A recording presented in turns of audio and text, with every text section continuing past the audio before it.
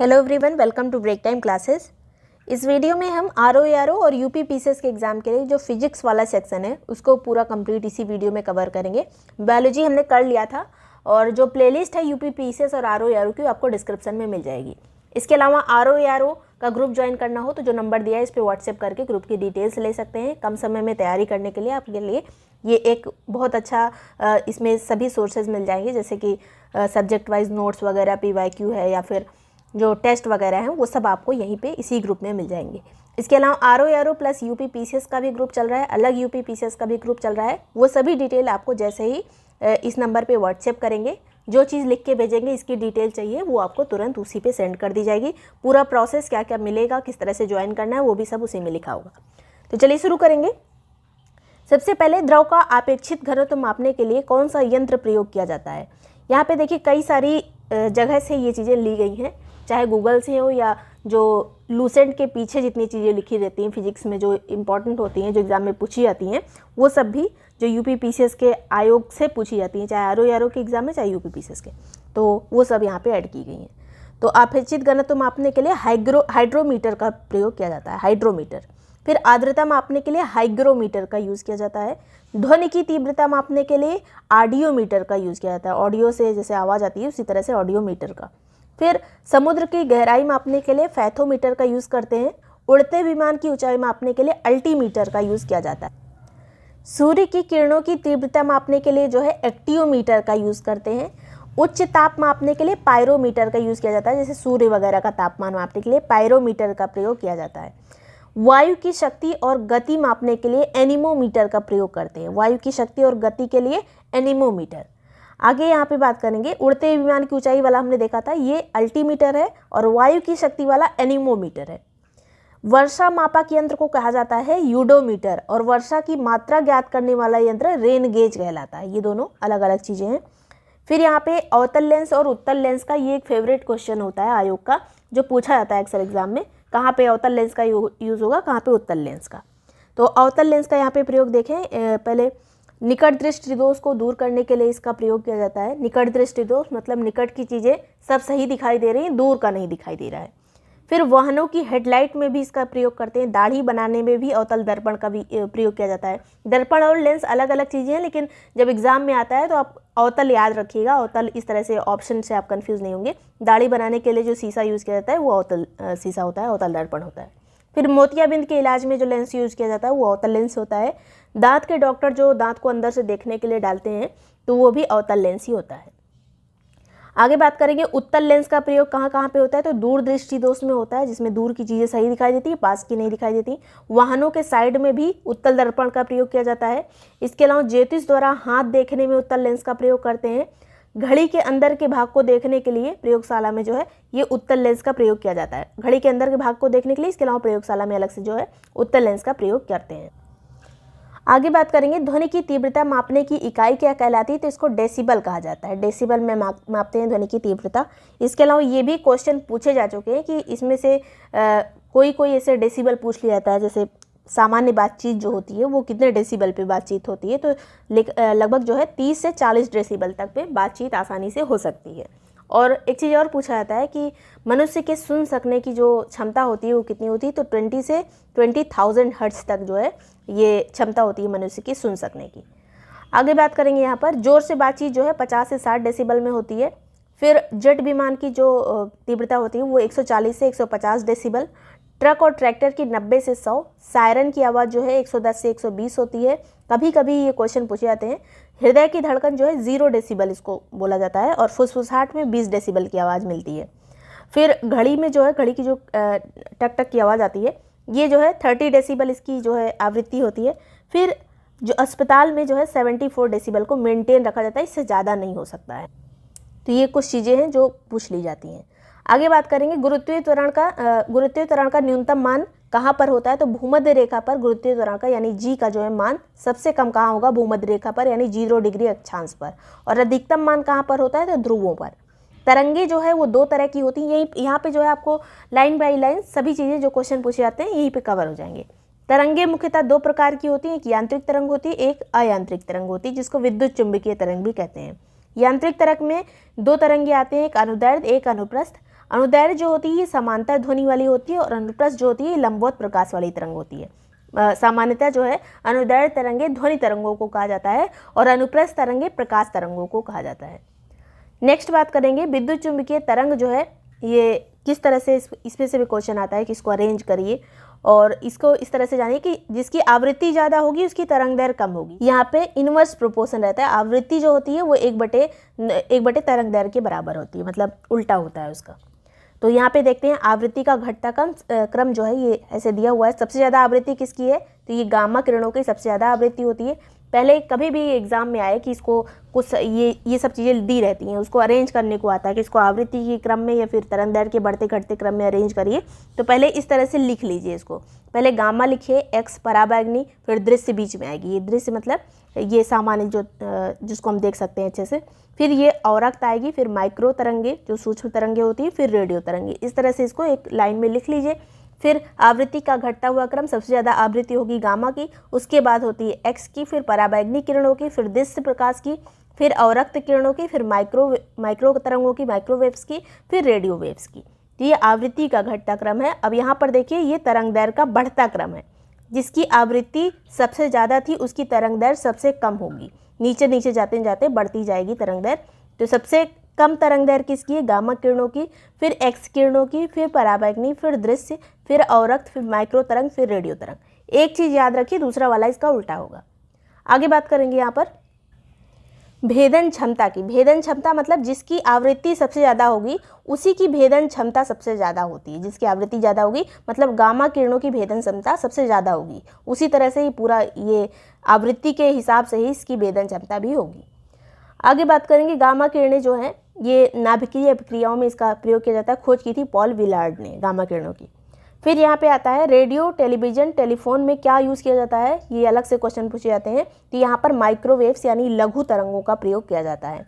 कोहरे में फोटोग्राफी करने के लिए अवरक्त तरंगों का प्रयोग करते हैं। अब आएंगे यहाँ पर दृश्य प्रकाश। अभी हमने जो देखा था दृश्य प्रकाश को भी 7 पार्ट में डिवाइड किया गया है, 7 रंगों में, जो बैजनी, पीनाला कहा जाता है, बैगनी, जामुनी, नीला, हरा, पीला, नारंगी और लाल। तो इसमें भी क्रम में बांटा गया, कुछ आवृत्ति और तरंग दैर्घ्य के अरेंज करने को पूछा जाता है। तो ये आवृत्ति का घटता हुआ क्रम यहाँ पर दिखाया गया, मतलब सबसे ज़्यादा आवृत्ति बैगनी रंग की होती है और सबसे कम आवृत्ति लाल रंग की होती है। इसी का उल्टा तरंग दैर्घ्य में कर दीजिए कि ये जो है तरंग दैर्घ्य का बढ़ता हुआ क्रम है, जैसे जैसे नीचे जाएंगे तरंग दैर्घ्य बढ़ रही है। बैगनी की तरंग दैर्घ्य जो है सबसे कम है और लाल की तरंग दैर्घ्य सबसे ज़्यादा है। तो ये क्रम याद रखिएगा जिस तरह से यहाँ पर तीर से दिखाया गया है। सर्वाधिक तरंग दैर्घ्य यहाँ पर देख लीजिए एक बार, सर्वाधिक तरंग दैर्घ्य लाल रंग की और सर्वाधिक आवृत्ति बैगनी रंग की। नेक्स्ट बात करेंगे यहाँ पर ध्वनि का तारतम्य किस पर निर्भर करता है, कि कितनी पतली ध्वनि आ रही है, तो वो आवृत्ति पर निर्भर करता है। जैसे लड़कियों का तारतम्य जो है ज़्यादा होता है, आवृत्ति ज़्यादा होती है आवाज़ में, पिच, तो इसीलिए जो है थोड़ा सा पतली आवाज़ आती है, और लड़कों का थोड़ा भारी आवाज़ आती है। किस तापमान पर पानी का घनत्व तो अधिकतम होता है, तो 4 डिग्री सेंटीग्रेड पर पानी का घनत्व तो अधिकतम होता है। जैसे एक पानी है, जब उसको जमना होगा तो जब 4 डिग्री पर रहेगा तो सबसे ज़्यादा वो हार्ड होगा। तो जैसे जैसे 4 डिग्री पे जाता रहेगा तो इसका घनत्व जो है बढ़ता जाएगा, अधिकतम हो जाएगा 4 डिग्री पे। लेकिन जैसे जैसे वो 4 डिग्री से भी नीचे जाएगा 0 डिग्री के आसपास, तो यहाँ पे फिर से एक बार घटना चालू हो जाता है इसका घनत्व, सबसे ज़्यादा रहता है 4 डिग्री पे। नेक्स्ट बात करेंगे, जब जल जमता है हिमांक बिंदु तो उसके घनत्व पर क्या प्रभाव पड़ता है, तो हिमांक बिंदु पर जो है घनत्व जो है उसका घटता है। घनत्व पर क्या प्रभाव पड़ता है, घनत्व घटता है, जैसे जैसे 0 डिग्री पे जाएगा घनत्व उसका घटता हुआ जाएगा। जल जमने पर आयतन पर क्या प्रभाव पड़ता है, तो जल जमने पर आयतन जो है बढ़ जाता है, जल जमने पर आयतन बढ़ जाता है। नेक्स्ट बात करेंगे, प्राथमिक रंग कौन कौन से होते हैं, तो लाल, हरा, नीला को प्राथमिक रंग कहा जाता है। इसके अलावा प्रकाश के प्रकीर्णन के उदाहरण क्या क्या हैं, प्रकीर्णन का उदाहरण पूछा जाता है अलग से, निम्न में से कौन सा प्रकीर्णन का उदाहरण नहीं है, और ज़्यादातर यही चीज़ें लिखी रहती हैं। तो आकाश का रंग नीला होना ये जो है प्रकीर्णन का उदाहरण है। समुद्र का रंग जो है नीला होना ये भी प्रकीर्णन का उदाहरण है, चारों तरफ नीला ही रंग फैल जाता है। फिर सूर्योदय और सूर्यास्त के समय सूर्य का लाल दिखना प्रकीर्णन का उदाहरण है। अंतरिक्ष का काला रंग भी प्रकीर्णन का उदाहरण है। इसके अलावा अपवर्तन के क्या क्या उदाहरण हैं, तो तारों का टिमटिमाना, बाल्टी में सिक्के का तली के ऊपर दिखना, जैसे पानी भरा है बाल्टी में तो सिक्का डालते हैं ऊपर दिखता है, किसके कारण, अपवर्तन के कारण। पानी में डूबी छड़ का टेढ़ा दिखना, छड़ डालते हैं तो लगता है हल्का सा टेढ़ी हो गई है, तो ये अपवर्तन के कारण होता है।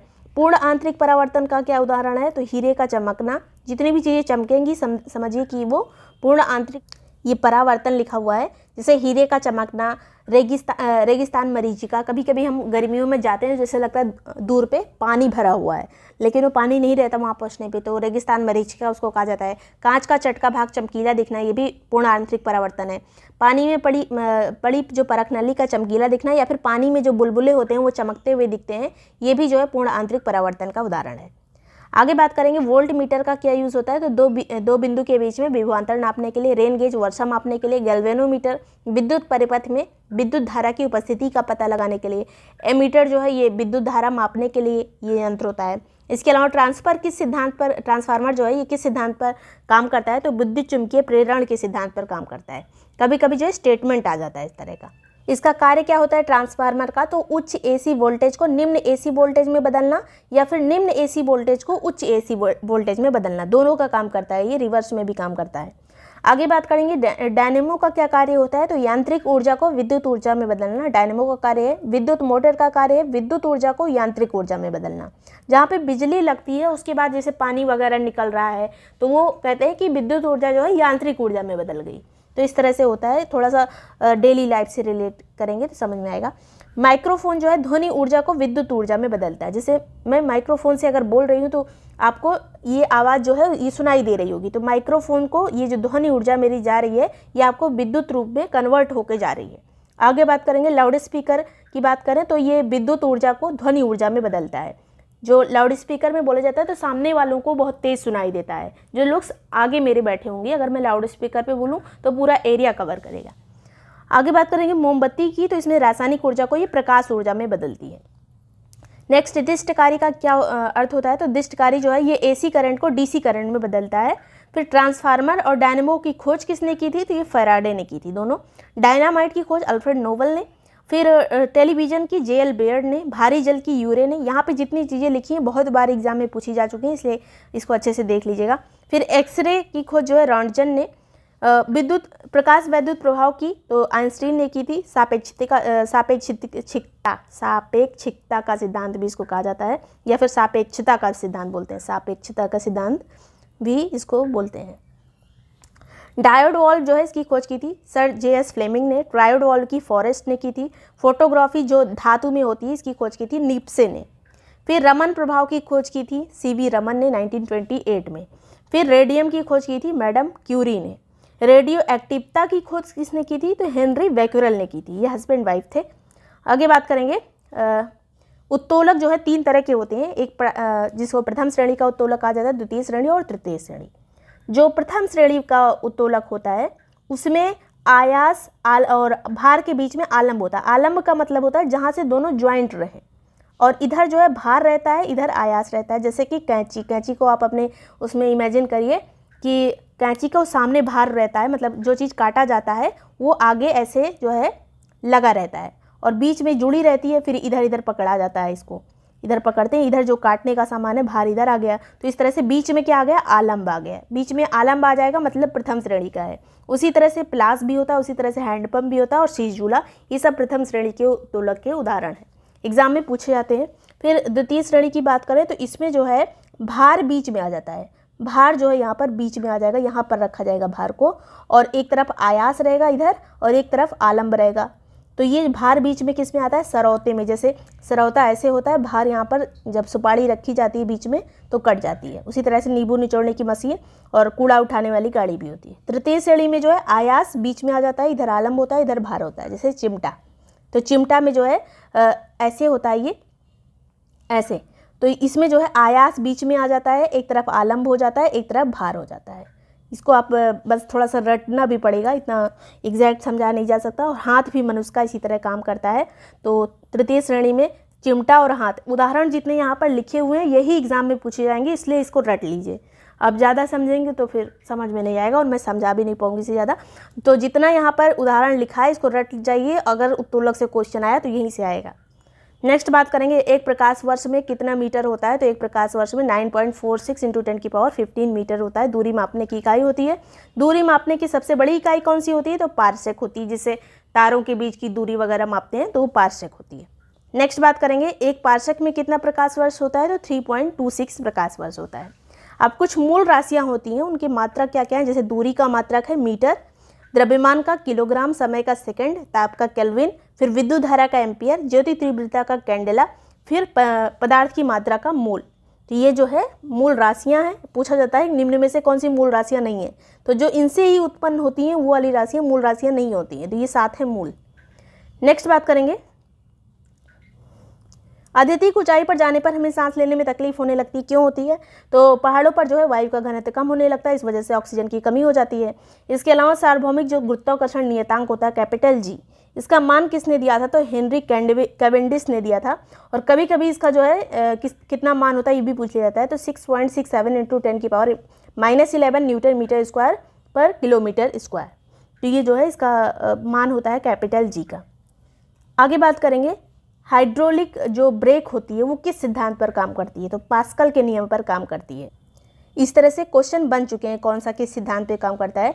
इसके अलावा केशिकत्व का उदाहरण बहुत पूछा जाता है कि निम्न में से कौन सा केशिकत्व का उदाहरण है, कौन सा नहीं है। तो यहाँ पर केशिकत्व के उदाहरण दिए हैं। स्टोव में जो बत्ती जली रहती है वो मिट्टी का तेल ऊपर तक चढ़ता है धीरे धीरे पतली पतली नालियों से, तो ये जो है उसी को केशिकत्व कहते हैं। जो एक नाली जैसी बनी होती है अंदर जो दिखती नहीं है, वहीं से तेल चढ़ता है। इसके अलावा रेसों से चढ़ता है। फिर जो वर्षा के समय खेत की जुताई करना क्यों आवश्यक होता है, ताकि मिट्टी में बनी केस नलियाँ टूट जाएं और पानी ऊपर ना आ जाए, मिट्टी में नमी बनी रहे। अगर केस नली होगी तो नीचे का जो पानी नमी अंदर गई है वो ऊपर आ जाएगी, वो नमी नहीं बनी रहेगी और धीरे धीरे ऊपर आके सूख जाएगा पानी। तो इसीलिए जुताई करके केस नलियों को तोड़ दिया जाता है। फिर पेड़ पौधों की शाखाओं, तनों, पत्तियों तथा जल और आवश्यक लवणों को ऊपर पहुंचाने का भी ये किसका काम है, केशिकत्व के कारण जो है खनिज लवण पानी वगैरह ऊपर पत्ती तक पहुंचते हैं।